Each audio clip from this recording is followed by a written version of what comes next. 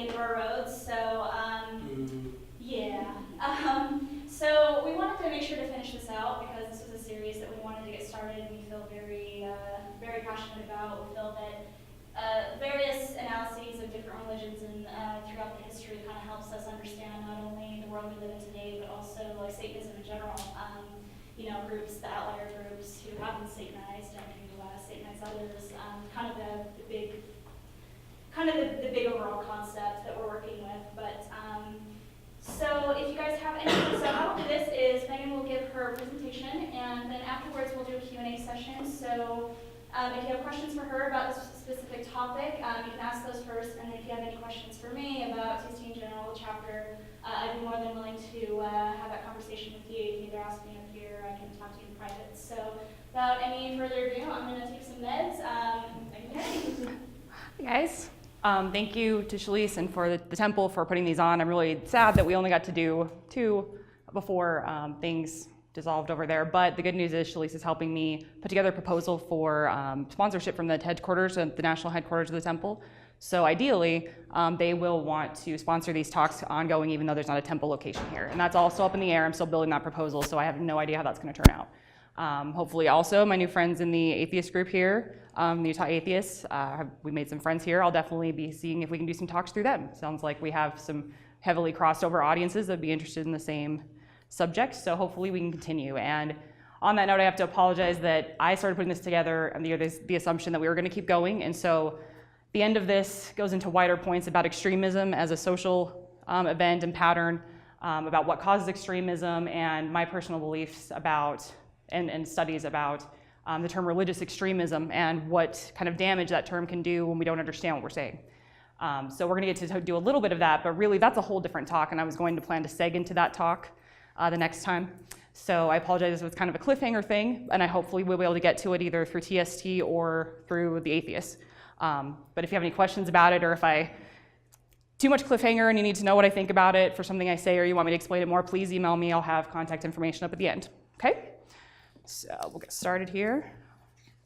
So we're gonna begin today with a little bit about Mormon history, which I know we get plenty of here, even if we're not Mormon. But if we're gonna understand what causes extremism, and specifically what caused this extremist event, we have to understand the historical environmental context in which it occurred.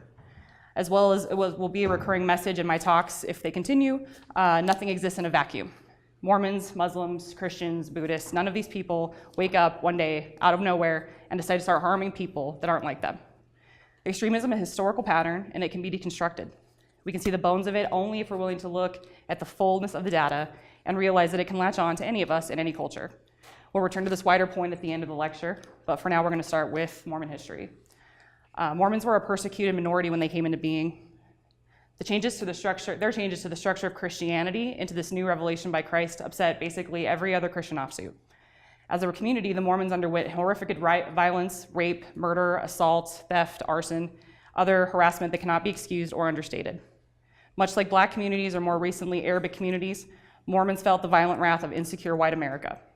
Their religious peculiarities were, as always, only a small part of the reason for this.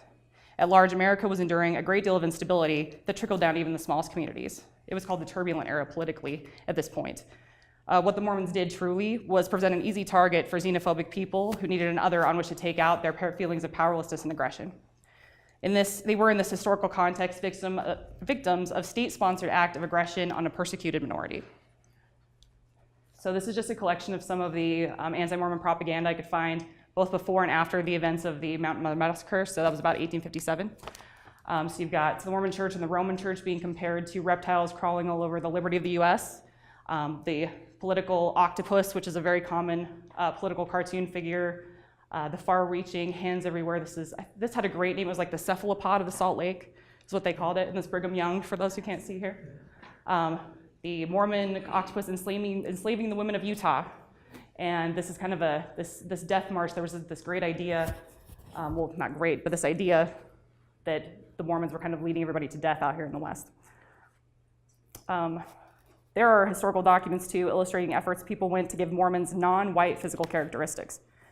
They were trying to literally make them a different, lesser race in order to further justify their persecution in a highly racist antebellum and postbellum society. If you've ever heard the legend of Mormons having horns, that one still survives. That's an offshoot of that. They're literally trying to make somebody a lesser subhuman race. This is a passage from a military doctor's report to the Senate, the US Senate in 1858, so a year after the massacre. Mormons wear an expression of countenance and a style of feature which may be styled the Mormon expression and style, an expression compounded of sensuality, cunning, suspicion, and smirking self-conceit. The yellow sunken cadaverous visage, the greenish colored eyes, the thick protuberant lips, the low forehead, the light yellowish hair, and the lank angular person constitute an appearance so characteristic of the new race, the production of polygamy, as to distinguish them at a glance. So what this doctor is saying to the US Senate is that polygamy has produced basically subhuman offspring, and that's what the Mormons are. So this is a really disgusting attempt to kick up the very racist tendencies that already exist in America and definitely existed at this time. The prejudice for this rote is at least as high as the state Senate. Governor Lilburn Boggs of Missouri in 1838 issued Executive Order 44, ordering that the Mormons be exterminated or driven from the state of Missouri. This was after the Mormons, tired of enduring the rape, murder, destruction of property, and arson, finally began to defend themselves with force, causing an even greater tide of anti-Mormon rhetoric. After this, Boggs called out for thousands of state militia to act as his enforcers. In Hans Mill alone, 17 Mormons were killed, including some as young as 10 and 7. This is a quote from a book. While saints never made a full accounting of their casualties, the various reports listed rape, gunshot wounds, beatings, exposure, and dozens of resulting deaths. Before they could leave, some were forced at bayonet point to sign deeds surrendering their land, and losses of real and personal property ran into the hundreds of thousands of dollars, which Missourians took as wages of war. When the violence ended, as many as 8,000 Saturday Saints fled to Illinois, some in the distress of winter, end quote.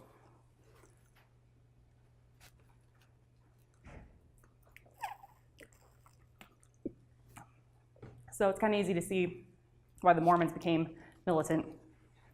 Prophet and founder Joseph Smith, here on the left here, formed militias as early as 1834 in defense of the Mormons, and Brigham Young continued this tradition on. The militias have had many names, they've had many jobs, and then many levels of officialness within Mormons. The armies of Israel, the Danites, there was even the state-sanctioned Nauvoo Legion. It was a sort of a conciliatory gift from the state of Illinois to Joseph Smith, allowing him to protect Mormon settlements and the city of Nauvoo. The militia was ultimately under the control of the governor, but he allowed Smith to serve a purpose of gathering both military and religious power in his region, which was another tradition Brigham Young would continue when he got to Salt Lake.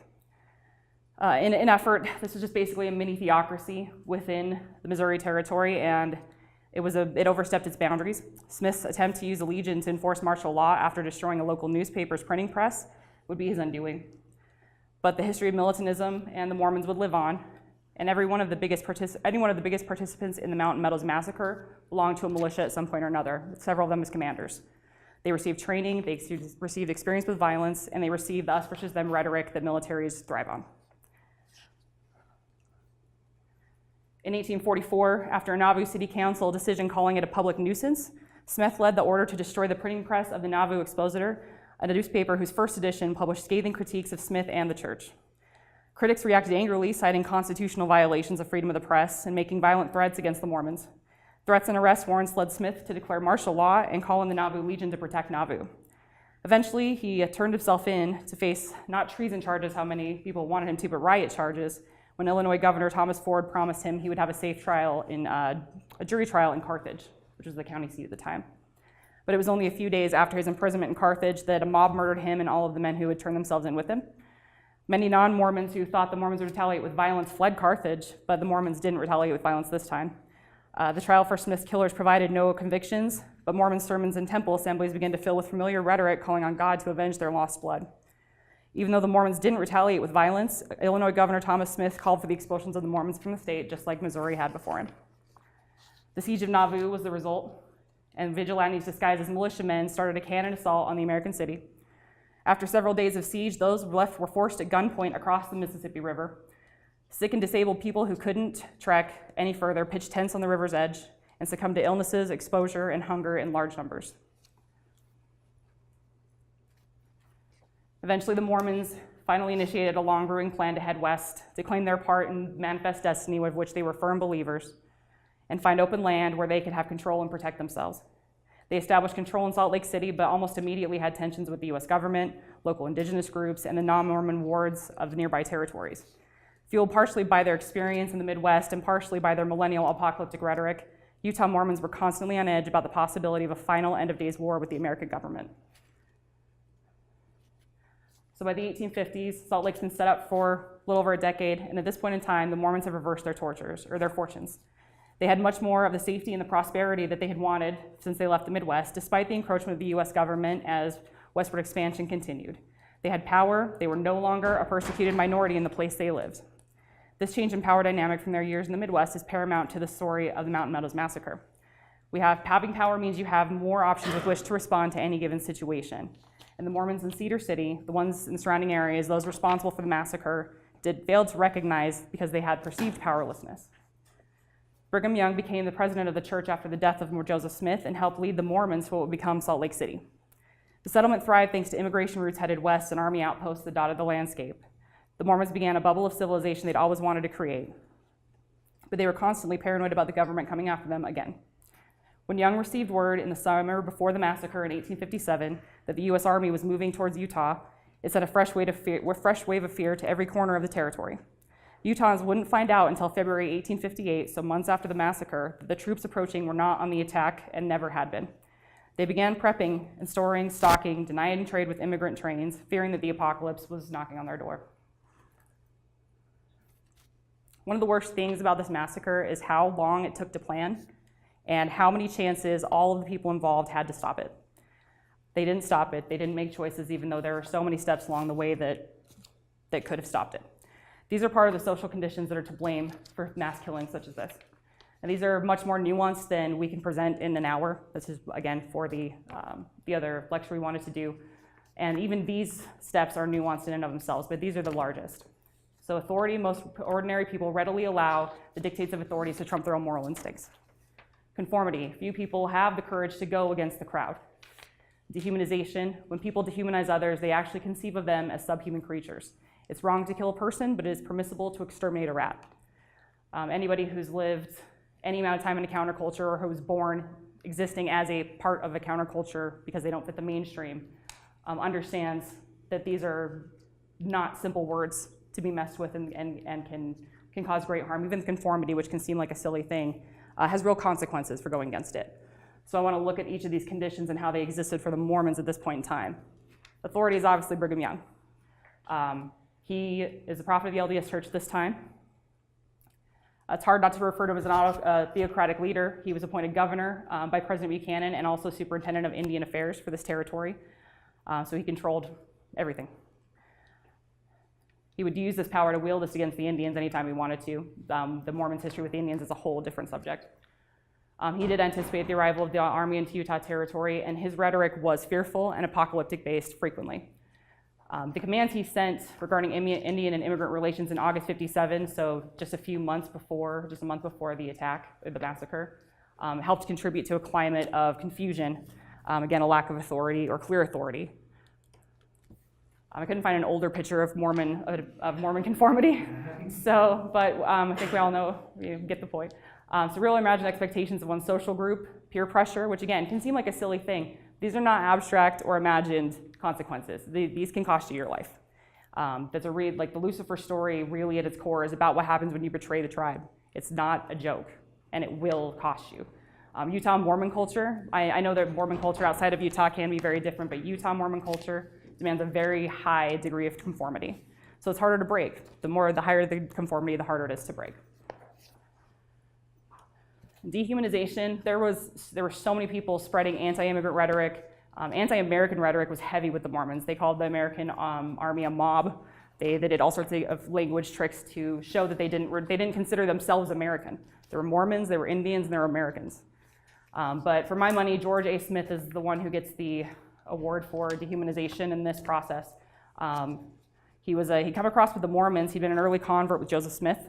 He dealt with the violence they'd endured in the Midwest, and he was a charismatic, well-liked, self-effacing guy, all in all a persuasive storyteller. He had a preacher's gift, and he had experience as a militia commander. He was sent by Young to send the message that the army was on its way down to the southern Utah, let them know that all the Mormons should take action to prepare for the worst. What he delivered, however, was described by a local settler as, quote, a regular war sermon.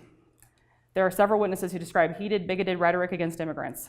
The place he stopped on this tour, the speeches he gave, were so tied to the happenings of the massacre that some have accused it of being deliberate, accused him of being purposely sent either on his own or by Brigham Young to rile up these specific groups to attack these specific trains, which there's no historical evidence of. Really, what this is just an example of how easy it is to whip people up into a frenzy when they're scared for their life. So of course, the violence happened in the areas this guy visited. That's exactly what he's trying to do. One of the quotes that stood out to me reading some of the speeches he gave on this tour was, quote, no one will ever get to heaven unless he is willing to die, end quote. So he was trying to get all the Mormons down south ready to possibly take on the US Army.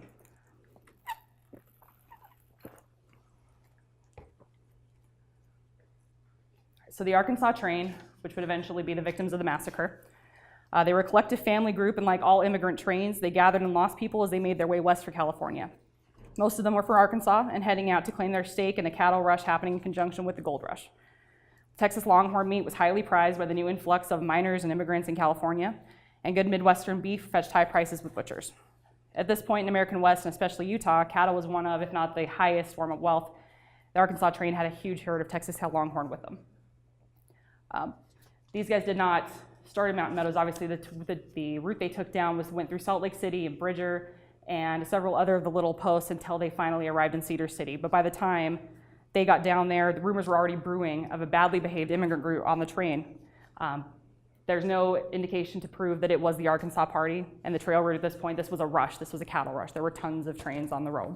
So there's nothing to conclusively draw these behaviors to the Arkansas train. However, it didn't matter. The rumors were spreading.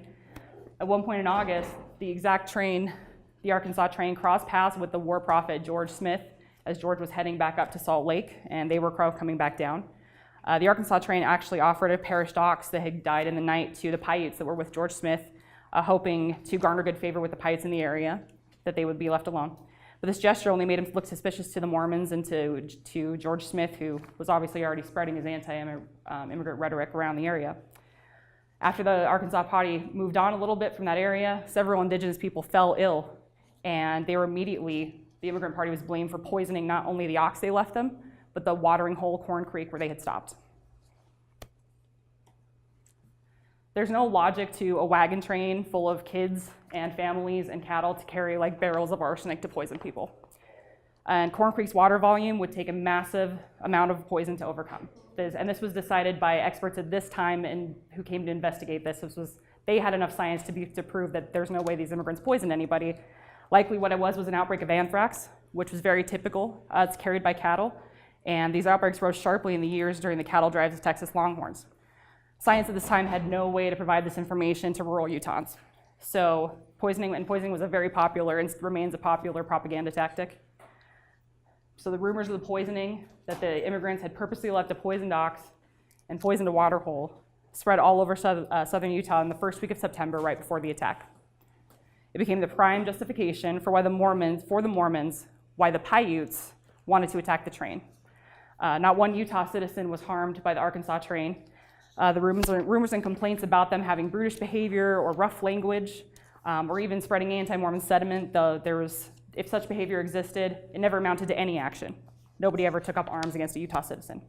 But in this fear-heightened environment with supplies running low and the army potentially waiting at their borders, Southern Mormons couldn't see beyond their anxiety and into rationality. Quote, as emotions build, the perpetrators become convinced that their opponents are a threat to their people and values. They claim to act defensively even when they are the aggressors. Rumors are everywhere and the perception becomes reality. Final cataclysm is sudden and almost inexplicable, end quote. I'm going to introduce you now to the main players involved in the Mountain Meadows Massacre and how this came to be.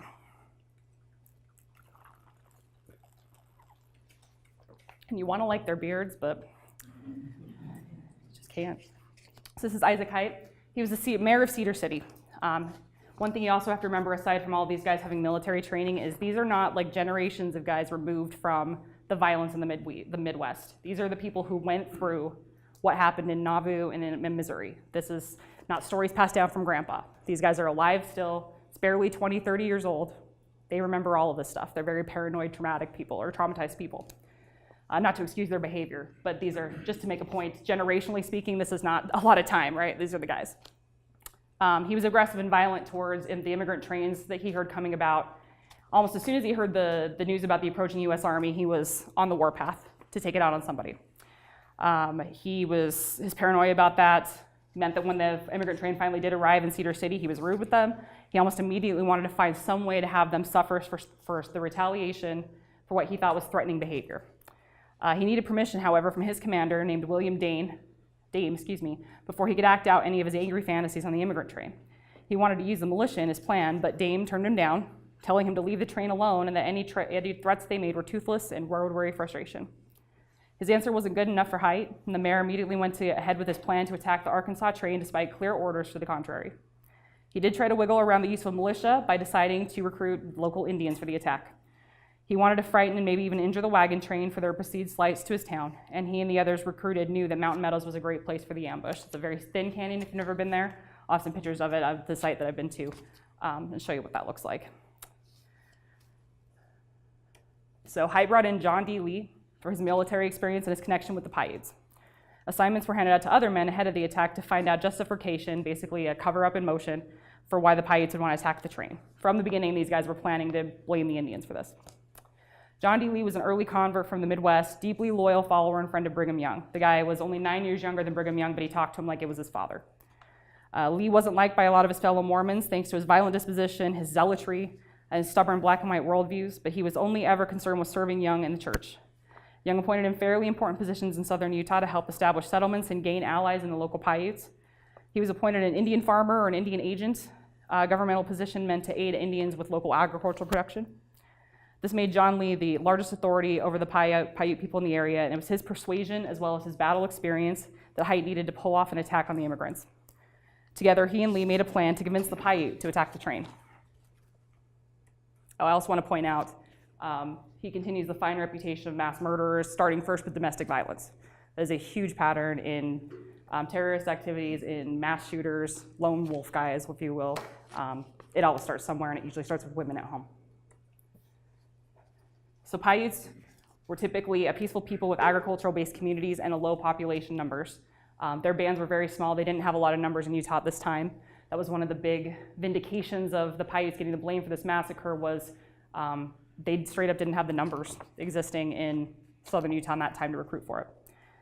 The Mormons used established lines of trust and threats of the coming US Army to coerce the local Paiutes to participate in the attack, only to later attempt to blame the entire plan on them. Individual Paiutes certainly participated in this massacre, but their relationship to the situation has to be understood in the context of the power dynamics of the time and place. The Mormons and Paiutes had become somewhat interdependent, and together had worked as kind of an uneasy allyship against the encroachment of the United States on their territory. Mormon participants of this massacre presented the immigrant Arkansas train as Americans, again, a third group, not Mormon, not Indian, the stand-in for all of the power players back east who'd constantly made killing and stealing from indigenous people just state policy. Immigrants crossing Indian land without paying for use of grazing cattle or water usage or for the wild game they depleted was a constant conflict during the immigration rushes, and that often led to violence.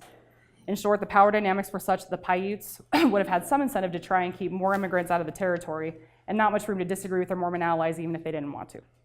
John Lee drove home all of these points and also promised the Paiutes a quick and easy job with a big reward of cattle and horses and other goods from the wagon train. Having more Indian than white men attackers was a big part of the Mormons' plan.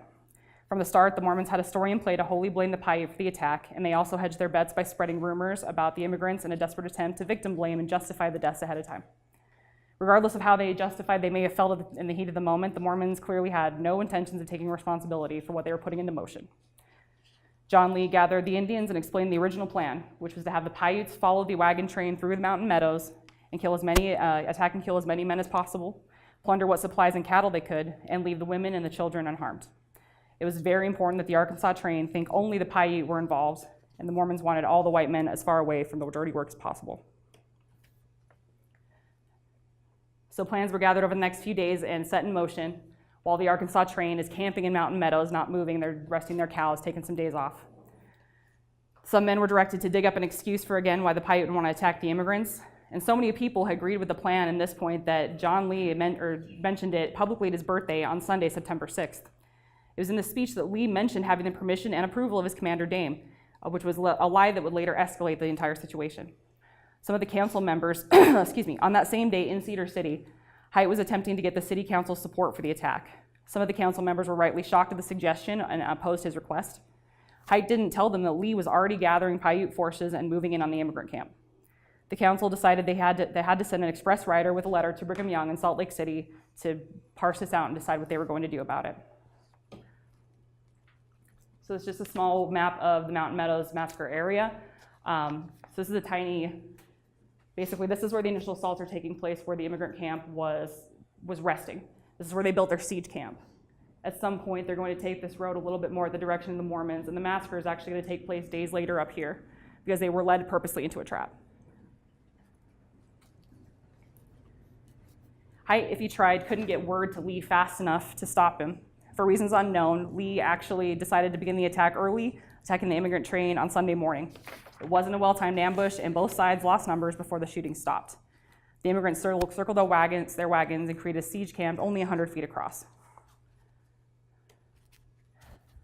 Haidt learned of Lee's early attack just as he was preparing a letter to Brigham Young.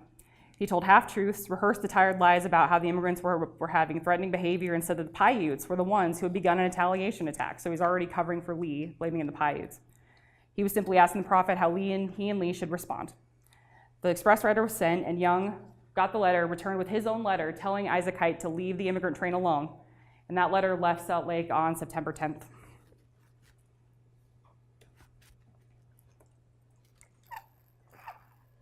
So this is in the actual area of the attack. It's really easy to find if you go down to Washington County. It's right off the highway. It's well signed. They've got facilities and paving and whatnot. You can see the parking lot. But this is the initial area where the campers were, or the immigrant train was camped up, and where their siege happened, and where most of the men died, because these were the guys who were the brunt of the defensive force. They left their bodies left in this field, so they're still buried there. This is the cairn. It's kind of far away to see, but this is the cairn that the U.S. Army originally built, and then the Mormons later replaced. They put a fence up around it and a couple other things. There's an Arkansas flag flying under the American flag there. I definitely recommend a visit. It's quite an experience. So the Arkansas train had men among them who had their own combat training and confidence with long rifles. Many of the women also didn't hesitate to find a weapon, and they caused casualties to the Paiutes and even nicked John Lee twice with bullets in his clothing before the assault ended. The frightened immigrants hurried to gather their weapons in a defensive circle, which chained together, buried in dirt, and tried to wait out the siege. They would spend days in that circle without fresh water or milk for the children, proper sanitation, living among their dead and their wounded, taking crack shots at their enemies whenever possible, and hoping that eventually the Paiutes would just get tired of waiting and leave them alone. Lee didn't have the force to overwhelm the train, he now realized. The Paiutes realized it too. Actually, let me go back. And angrily reminded Lee of his promises of a quick and easy payday. Already the Paiutes had dead and wounded men, and they were at stalemate with the immigrants. They couldn't make any, it was definitely a stalemate siege. Lee also made one of his biggest tactical mistakes by allowing the wagon train to see him as he crossed the canyon after the siege began.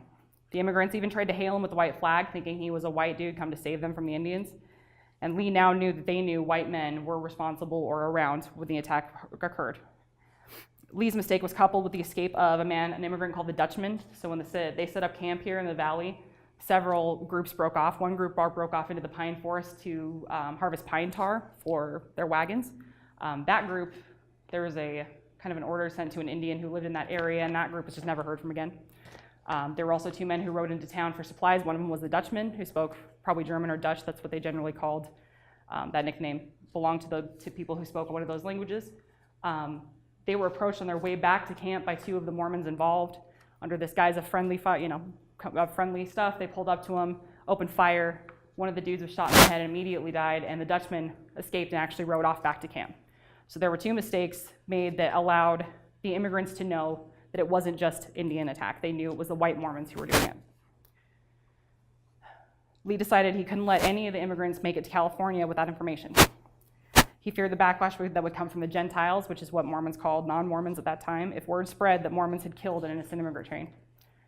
The siege lasted for days while the local Mormon leaders rushed around figuring out how to recover from their mistakes, while Paiutes kept the immigrants on edge waiting for reinforcements. So the Paiutes just continued to fire shots and make sure that they had a running creek, they camped here because there is a creek here, but they wouldn't let anybody get to it. They had sharpshooters making sure everybody stayed nervous. The Paiutes were suspicious of Lee's sudden hesitation, suspecting a trap, and he had a difficult time keeping them as allies. Many of the Democratic tribe wandered away from the fight at will, but he kept enough of them to get the job done in the end. So William Dane, who was the man who initially denied Haught's request for a militia, ordered the immigrants to be left alone. This is the guy whose orders were denied, with a couple of his wives there. But now Lee had used his name publicly in order to convince the fence sitters in Cedar City to go through with the attack. That implicated Dane in the entire botched plan. Knowing Lee's attacks had failed and knowing the immigrants had cause to suspect Mormon involvement, Haight finally went to Colonel Dane because he was out of options. Together they came to the conclusion that eliminating the immigrant train entirely was the only choice to protect their territory. Haight didn't need to wait for word from Brigham Young anymore after that. He called in the local militia and attacked as Lee's reinforcements.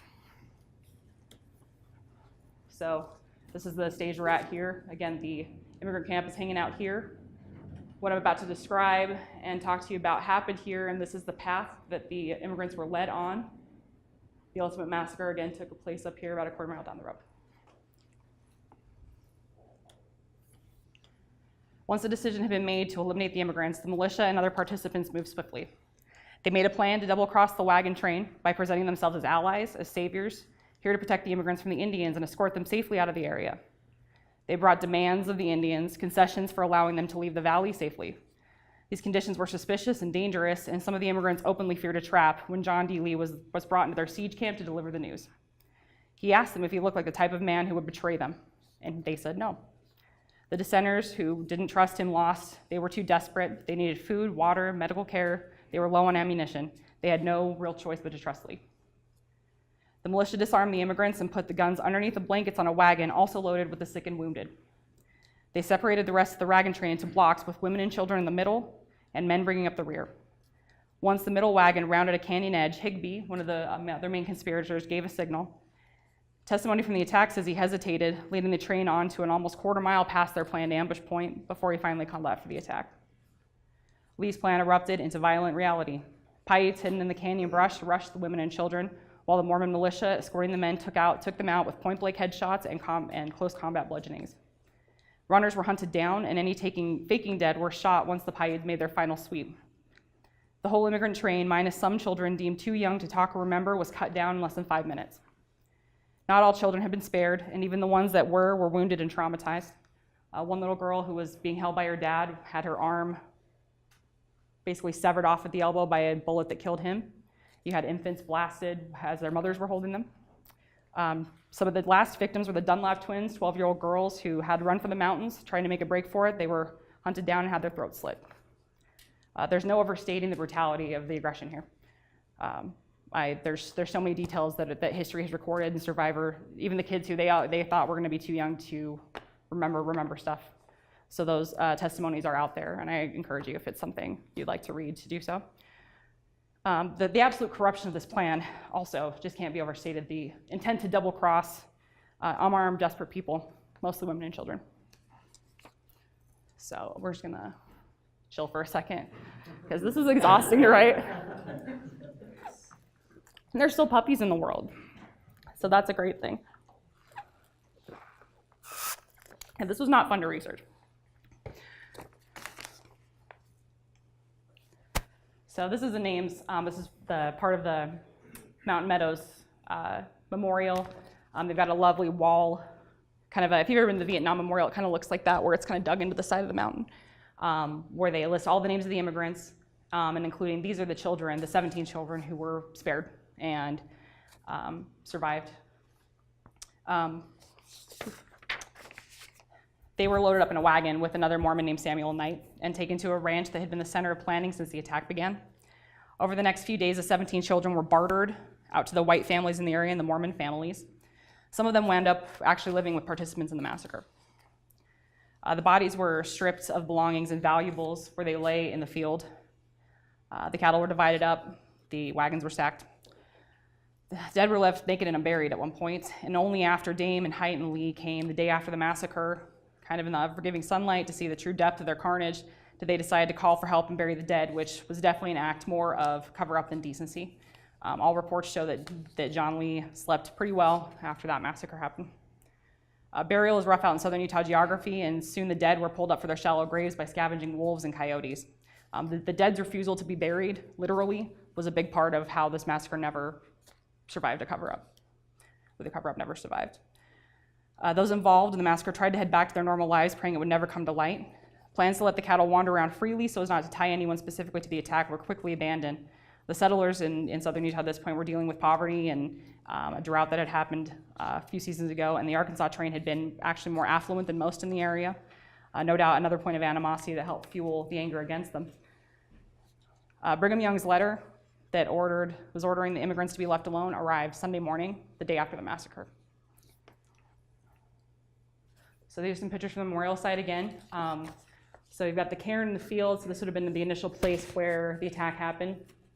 If you walk around the field, you end up at this corner one, which is built by the families. The biggest takeaway and I'll show you a different slide to show you the up close eventually. The biggest problem for me of this memorial was how passive the LDS part of it, like that the church sponsored and built was. It was offensive in its passivity. But the memorial parts built by the families, by the descendants of the families, are much more stark and lay out who attacked whom and why and when and where. You can't get to the field itself where the massacre occurred because of how property lines and some private land is drawn nowadays. So what you do is kind of come up the hill, and this is what I'm speaking of, that memorial where all the victims' names are listed, kind of a little reflection spot, and then you have this view scope that allows you to look out to where the massacre site was. So you can't get there by foot, but you can look at it. It's a really good experience. So it wasn't long before the locals were reporting men in town wearing clothes of massacre victims with bullet holes in them, carrying property they hadn't known a few days before. Other travelers came across participants loaded up with gear, quote, in high spirits as if they were mutually pleased with the accomplishment of some desired object. The participants told half-truths and outright lies to anyone who asked. Considering they chose to massacre over 100 people for a cover-up, they were strangely nonchalant about the cover-up when it was over, and it didn't take long for news of the massacre to spread to major newspapers and for the Army to get word of it. These are from Harper's Weekly. This is probably my favorite drawing, dealing with it, where it's really dark, but it's really kind of just metal. Just all the coyotes, and probably the worst scene of it you could imagine. I appreciate that they were doing that. Sensational journalism back then, I guess. So Brevet Major James Henry Carleton was the one in command of the 1st Dragoons, who in 1859, so this is 2 years after the massacre, were ordered to bury the bodies of the massacre victims during an escort mission from California to Camp Floyd, which is in Utah. They weren't the first to be directed there for that job by the U.S. Army, but the massacre victims, again, would not stay buried. Southern Utah is not really great for traditional burials. It's a work of many of them. So this is a passage from the report he wrote during doing this work of coming to collect the dead in this place. Quote, the scene of the massacre, even at this late date, was horrible to look upon. Women's hair in detached locks and in masses hung to the sagebrushes and was strewn over the ground in many places. Parts of little children's dresses and a female costume dangled from the shrubbery or lay scattered about. And among these, here and there, on every hand, there gleamed, bleached white by the weather, the skulls and other bones of those who had suffered. So these guys spoke with Jacob Hamblin of Hamblin's Ranch, who himself had been trying to rebury the dead for several summers. The Dragoons loaded up the bones in the wagons and moved them to the south end of the meadow next to a ravine where some other bodies had already lie. They buried the bones and built a stone cairn about 12 feet high, and they inscribed a cross on the top that said, vengeance is mine, I will repay, saith the Lord, which Mormon legend says Brigham Young did not really find very amusing when he went down and saw it. What he saw there drove Carleton to write a report about the massacre and start investigating it, learning all he could about the participants. Brigham Young himself began investigating the massacre as well, and he interviewed John D. Lee for his role in it in 1857. In his report, whatever Lee told him, we really won't know. We'll never really know what Lee told him, but in his report to the Commissioner of Indian Affairs, Brigham Young wholly blamed the massacre on the Paiutes. The beginning of the Utah War, just after that, made any further investigation by either side very complicated. They had bigger fish to fry. It stalled out until 1859 when Major Carleton arrived to do his work there.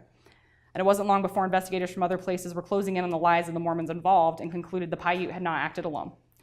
Lee, Height, and Higbee, who was the man who gave the signal for the massacre to start, fled before they could be arrested in this first investigation. The Civil War erupting again made investigations difficult until about 1871. A few years before Lee was finally arrested, he would confide more details of the massacre to Brigham Young that the leader had apparently not known before, and this led Young to excommunicate him for extreme wickedness. When he had asked if he believed in the concept of blood atonement, Brigham Young said that he did, but that Lee's execution would not pay for even half of what he owed. So we still don't know what other details he ended up bringing. So John D. Lee was arrested for leading the massacre in 1874. His first trial ended in a hung jury, which some historians attribute to the prosecution's tactic of trying to bring in Brigham Young as the ultimate decider of the order, but there's never been any proof for that. Other historians have tried to bring that into to kind of in a Bush did 9/11 way, which also this happened on September 11th,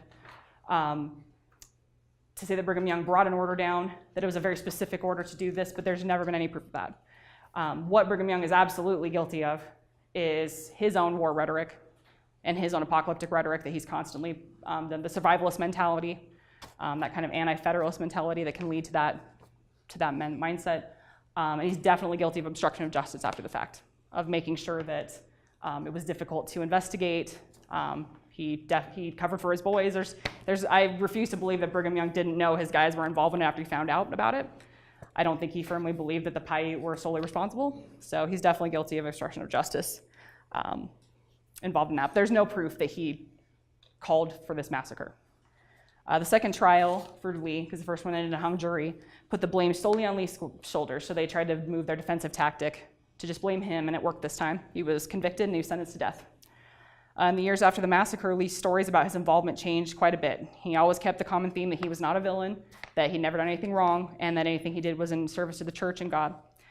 Sometimes he claimed he killed no one, and that he only arrived after the initial Paiute assault that first day, and that he just got mixed up in some non-existent Indian plot. Other times he'd present details of the massacre in the guise of a dream he had, admitting in private to some that he hadn't actually been dreaming. His one continuous story was refusing to place any blame on Brigham Young, as so many in the U.S. government wanted that connection to be made. That would have been just a heyday for the government to have something that concrete and atrocious to connect to Brigham Young, but they never found anything. And if Lee had any information about that, if he did know something, he took it to his grave with him. His last words remarked actually the concern that Brigham Young was leading the church astray and that he was a scapegoat. He was executed by firing squad at the site of the massacre in 1877, the only member of the conspiracy to face any legal repercussions. The rest of them ran, the rest of them hid well enough that they never had to answer for any of it. So this is the thing I was talking about earlier. This is the dedication notice the date, they waited till 1999 to build this. They have since early 2000s come out to make statements taking some responsibility and saying, yes, Mormons were involved in this, yes. For me, though, the passivity of this is angering. Those who died here makes it sound like they just sat down and stopped breathing. But there's also, if all the other memorials fell and this was the only one that maintained, you'd have no idea who killed these people. These guys take no responsibility for any of it. They just kind of mention these guys died here. I'm not cool with that, and that's neither here nor there. But I want to kind of wrap up with this quote, and then I'm going to go back to another thing. If there were evil people somewhere insidiously committing evil deeds and it were necessary only to separate them from the rest of us and destroy them, but the line defining good and evil cuts through the heart of every human being, and who wants to destroy a piece of his own heart? So the way I was going to end this originally with the plan that we were going to go back to, I was going to have a second talk to do, was I was going to expand out and explain that extremism, especially as it exists in our modern era, is not religious in the way that modern people like to talk about it. What religion does is serve this function, your authority role. And that doesn't have to be served by religion. That can be served by things like white supremacy, neo-Nazis. It can be served by misogyny. It can be served by really any philosophy that allows people to sleep at night based on the decisions they make. Radicalism, it's a social problem. And until we are able to separate the causes of that and actually look at the whole of it, for what it is, we're not going to be able to stop it. We're not going to be able to make it the social changes necessary to stop these killings from happening wherever they're happening. So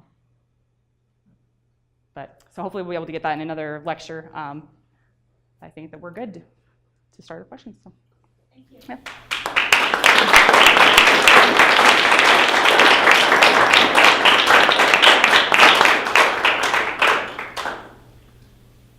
Who has questions for Megan?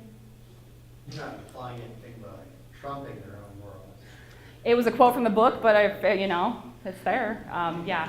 I mean, yeah, this is, I'm really sad we didn't get to the wider stuff here because obviously there's a lot of political climate here that we can see very parallel to this happening right now. And we have to recognize that the people we've been taught to be afraid of currently, which would be Muslims, the idea that all extremism can only be there because it is related to their religion is just like demonstratively false. And we have extremism in America. It's been slapping us in the face for a long time. And it's not based on religion. So, yeah, Trump's definitely got a little to do with that. Yeah, it sounded like you mentioned that Brigham Young sent a letter to not attack them.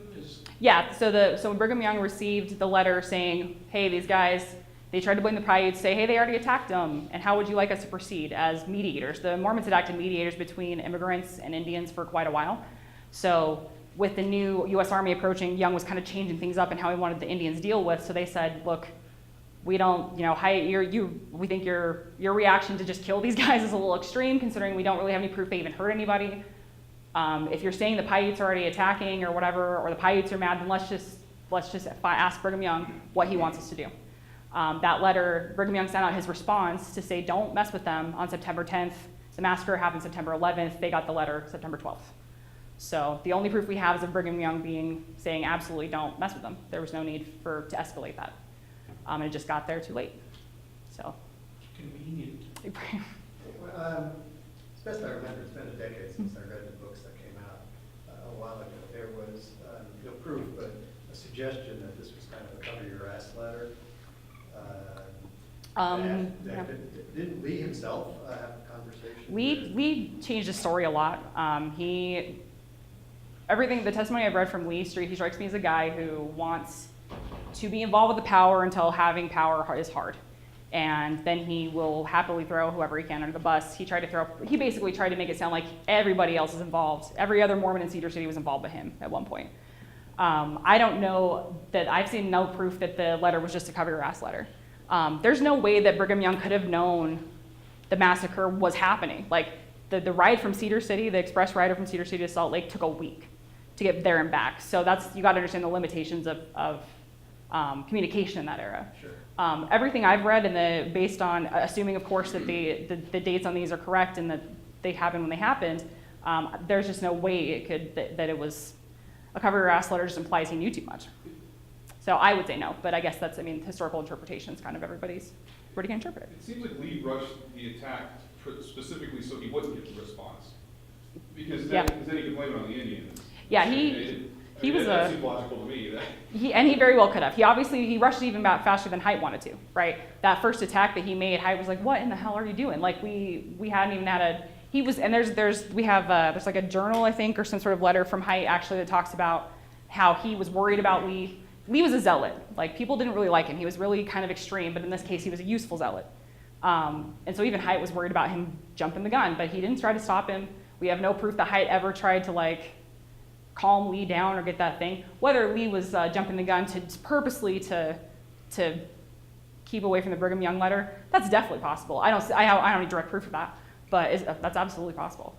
If he thought he could ask for forgiveness and not permission, he's so close to Brigham Young, he's like his father figure. Everything Lee does is for the church, for the cause. Then he can insulate Young from it. Mm-hmm. He can, which he did up until the end. He never ever tried to roll on Brigham Young. If he had anything to roll on Brigham Young for, which I'm not saying he did, I don't know that he did. I don't think he did. He never even tried to throw him under the bus. So he definitely was loyal to the church. It's been also quite a while since I was reading about this incident. So following the massacre, and what does Lee do from that time period between excommunication and stuff I found is that Brigham Young was worried about him because he kind of fell into rough crowds. He was playing cards, he was drinking a bunch. He had a couple of wives and kids. The wives abandoned him at some point, and I can't remember if it was during his arrest or not until he got convicted, but they just hightailed it out of there for some. He was a violent guy. Like I got testimony in that book from one of his wives saying how he like held her down, tried to slit her throat. So he was a great guy. But it sounds like he just kind of kept on the run until, I assume, I don't know if he got involved with the Civil War or anything. I couldn't find anything about that. He just kind of fell off. He didn't have anything to do, and that was really the most important thing to him, was that Brigham Young gave him a job to do for the Saints and that he had a purpose. But after he had to run, I think he probably lost a lot of that purpose. So do you know, was this around the time when they were trying to do the Deseret alphabet? Must I know much about that? Okay. So raised Mormon, I volunteered at the Living History Museum, and I think it was around this time that Brigham Young and several of the people who were in charge of the church were trying to establish their own alphabet, like a phonetic alphabet. I can see that. So that they could like insulate their people very much. And so reading this, I was sort of wondering, like, is that symptomatic? Could it maybe have? It's probably more symptomatic than anything if you haven't really encountered it. Yeah, I would say it's definitely this era because Brigham Young died like not very long after John D. Lee was executed. Okay. So that span of time, that's definitely keeping in line with how Brigham Young liked to deal with things. He was an isolationist, right? That's why Mormon, like Utah, Salt Lake has always been theocratic. Like we struggle now as counterculture people or as non-Mormons trying to make room here.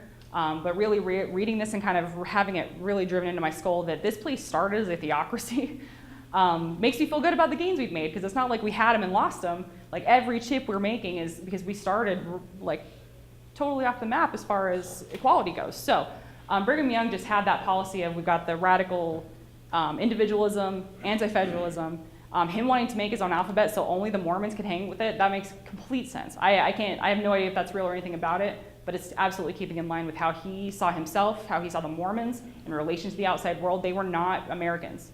They were their own people, and they wanted to keep everything. Part of the stuff that rose the tension for the beginning of this massacre was Brigham Young refusing to telling everybody not to trade so much with the immigrant trains, right? To protect ourselves. The food storage stuff, though, if you've ever known a good Mormon family, this food storage, the emergency prep, this is where that comes from. It's survivor memory. So him not trusting the outside world and wanting to make his own language or alphabet, yeah, that makes total sense. But I'd love to learn more about it, so I'll have to look into that. What readings have you done that have informed your understanding of the social conditions that led to this? On this specific one, it'd be all the Meadows Massacre stuff I did. There's a really great book called Religion, Terror, and Error that's written by, I can't remember his rank, but he was basically this most recent trip to Iraq and Afghanistan. He was a translator who kind of talked about the trouble with the American policy overseas, and especially in the Middle East, was our inability to access the culture and access the language. You had people that were refusing to actually understand what was causing people to get mad and fire back at them. So I read a lot of those. Basically, I'm really interested in power structures and how they operate, and imperialism and how it operates. You see violence erupting in social systems, and when you can deconstruct those patterns, there's just certain elements that stand out, and for me, religion's not one of them, because there's tons of patterns for that violence. So a lot of it's just analyzing news sources, and then just kind of with my training as an anthropologist, looking at where am I finding this violence erupting, and under what conditions does it erupt? And you can find sources of stuff like border conflicts and throughout history, really. There's a really great one in China that I'm failing to remember now. It's like 1700s, where you can see the same examples of behavior where a lot of these tensions are just caused by cultures mashing and by one of them being more powerful than the other and trying to crush the one. And this is a response to it. It's a survival mechanism. Don't know if that answers your question. Yeah. What parallels do you see today with this and the rise of fascism today? It's a lot of the same narratives as far as tribalism, the us versus them, making sure there's an other to take our powerlessness and aggression on. I think specifically for American people right now, we've been kind of taken on a ride. Our institutions are a little shaky after not just our reaction to 9/11, but the financial crisis, The ability to get more information on social ills like feminism and white supremacy. There's a lot of things that are kind of rocking our institutions, and we're kind of seeing them for what they really are as opposed to what's been built for us to look at. I see what worries me about the parallels here is obviously these conditions. You got people going to extreme tribalism. The dehumanization is very troubling. The constant, there's 1.8 billion Muslims in the world. If they wanted to wipe people out, I think they would have done a better job of it by now. It's a tiny percentage, and they mention that exact line in this book is the reaction that the Cedar City Council and these guys had to the immigrant was based on a tiny percentage of immigrants who would cause problems, or a tiny percent on the road who were acting like jerks. They weren't even hurting anybody. At worst, they were just angry at the Mormons, being jerks as they rode through town like a bunch of frat boys. Not saying that's great behavior, but it's not. We don't kill people for that. And the trouble thing too is the Mormons were victims. They were victims of state-sanctioned violence, and that sucks. And that hasn't been addressed either. Like they have never, not only have the Mormons not taken responsibility for what they did, but the government has never taken responsibility for what it did to the Mormons, and that's not cool. So there's a constant cycle of violence of creating people who have been through so much trauma that they kind of can't see past their own trauma and anxiety when fear rises and they think it's going to happen again. I see that a lot I see a lot of those parallels in how certain demographics are reacting to the changes in the world right now. I think that the rise of fascism, the rise of this kind of last gasp of like white straight dude supremacy, that's a backed into the corner thing for me. It's a fear tactic. So, yeah. Does that answer your question? Did the Missouri governor apologize? I think at one point they did, but yeah, I'm not sure. I remember reading that they had issued like, oh, Tom Ford, the Illinois governor, he had in his biography kind of talked a lot about how bad he felt about how it happened. So he was a little wishy-washy, but he still issued the order. He still kicked an American group of people out of an American state for their religion. That's unacceptable. Is that really a fair statement that he kicked them out just for their religion? Yeah, it was absolutely anti-Mormon in that sentiment, yeah. Let me just ask a little bit more directly. Weren't there tensions also going the other way of crimes being committed? No, any crimes committed by the Mormons were in self-defense from what was happening to them. Absolutely not. It was not that the Mormons. The printing press was a self-defense action? Yes, it was an act of aggression after. So everything is a reaction, right? Well, wait. You can say that's a reaction, but there's a difference between a reaction and self-defense. Okay. By the time they had destroyed the printing press, the Mormons had already been through over a decade of state-sanctioned violence. They'd already been kicked out of Missouri. They'd already endured rape and murder. They'd already gotten a militia together, the Nauvoo Legion. They'd been given that Nauvoo Legion by the state to protect themselves. And what Joseph Smith did was absolutely against the Constitution. Like, there's no defense of that. You don't get to go destroy a printing press because they're printing stuff you don't like. And that was absolutely an overstep, and that's why he paid for that. He shouldn't have paid with his life. I don't think, that was an extrajudicial killing. I'm not cool with that. I'm not cool with the state killing anybody, frankly. But no, this was, well, what it sounds like is you want me to make a definitive, was it aggressive or was it defensive? And I really can't do that. You're taking a specific moment out of its context.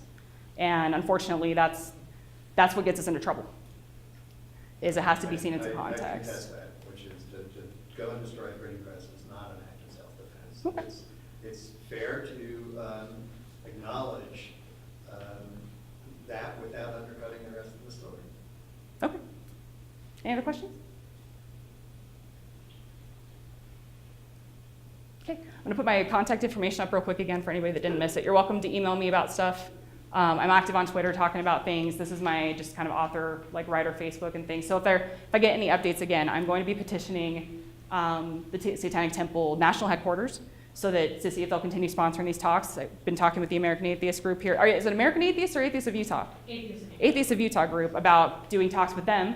So any updates I get about that or announcements will be here. Or you can email me directly for that kind of stuff. And hopefully, I don't know if the Facebook stuff for the Utah chapter will still be active. Maybe we can keep updates there. Not the Utah stuff. Yeah. So just, I would say, take this stuff down and try to keep an eye out, and I'll try to spread the word, as best I can with people I know who are concerned. But yeah, hopefully we'll be able to continue the Extremism talk, and I've got all sorts of other stuff planned. But thanks you guys for coming, and thanks for your support. I wish that it was under better circumstances, and thanks, Shalise, for all your hard work here and for helping set us up. Thank you.